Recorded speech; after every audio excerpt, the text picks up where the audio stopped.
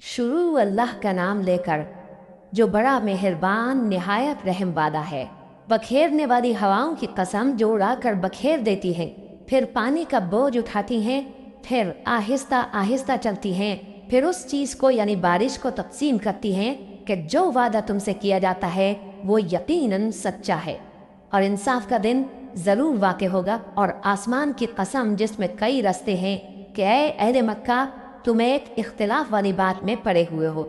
उससे यानी अकीदा आखिरत से वही फिरता है जो अल्लाह की तरफ से फेरा जाए। अटकल दौड़ाने वाले हलाक हों जो बेखबरी में भूले हुए हैं। पूछते हैं कि जज़ा का दिन कब होगा। वो दिन होगा जब उनको आग में अजाब दिया जाएगा। अब अपनी शरारत का मज़ा चखो, ये वही है जिसके लिए तुम जल्दी मचाया करते थे। बेशक परहेजगार बहिश्तों और चश्मों में होंगे और जो नेमतें उनका परवरदिगार उन्हें देता होगा उन्हें दे रहे होंगे। बेशक वो इससे पहले नेकियां करते थे, रात के थोड़े से हिस्से में सोते थे और सुबह की औकात में बख्शिश मांगा करते थे। और उनके माल में मांगने वालों और न मांगने वालों दोनों का हक होता है। और यकीन करने वालों के लिए ज़मीन में बहुत सी निशानियां हैं और खुद तुम्हारी जानों में।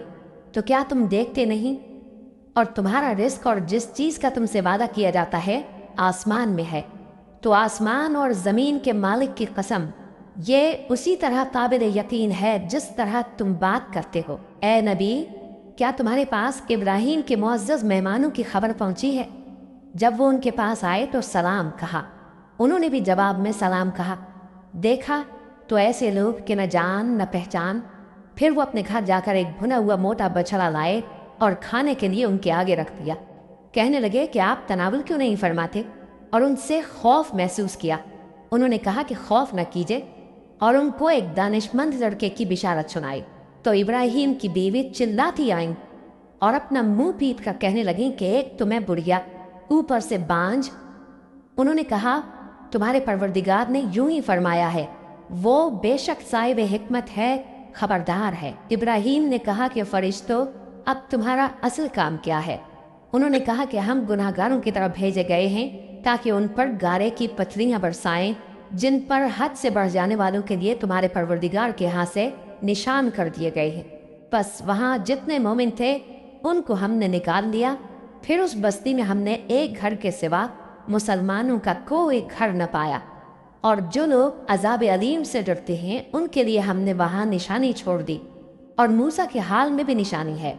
जब हमने उनको फिरौन की तरफ खुला हुआ मोजिज़ा देकर भेजा तो उसने अपनी कुव्वत के घमंड पर मुंह मोड़ लिया और कहने लगा, ये तो जादूगर है या दीवाना। तो हमने उसको और उसके लश्करों को पकड़ लिया और उनको समंदर में फेंक दिया और वो काम ही काबिल मलामत करता था। और आद की कौम के हाल में भी निशानी है। जब हमने उन पर नामुबारक हवा चलाई, वो जिस चीज़ पर चलती उसको रेजा रेजा किए बगैर न छोड़ती। और कौम समूद के हाल में भी निशानी है। जब उनसे कहा गया कि एक वक्त तक फ़ायदा उठा लो, बस उन्होंने अपने परवरदिगार के हुक्म से सरकशी की, सो उनको कड़क ने आ पकड़ा और वो देख रहे थे। फिर वो न तो खड़े रहने की ताकत रखते थे और न मुकाबला कर सकते थे। और उससे पहले हम नूह की कौम को हलाक कर चुके थे। बेशक वो नाफरमान लोग थे। और आसमान को हम ही ने अपनी कुदरत से बनाया और हमको हर तरह की कुदरत है।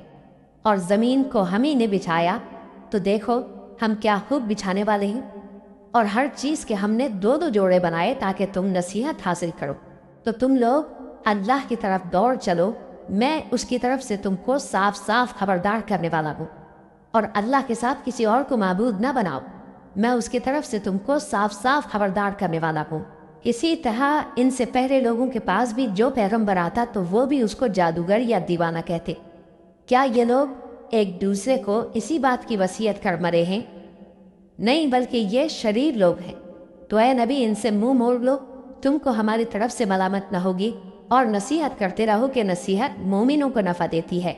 और मैंने जिन्नों और इंसानों को इसीलिए पैदा किया है कि वो मेरी इबादत करें।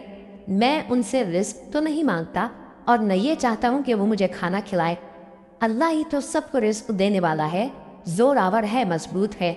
सो कुछ शक नहीं कि इन जालिमों के लिए भी अजाब की नौबत मुकर्रर है, जिस तरह इनके साथियों की नौबत थी। तो इनको मुझसे अजाब जल्दी नहीं तलब करना चाहिए।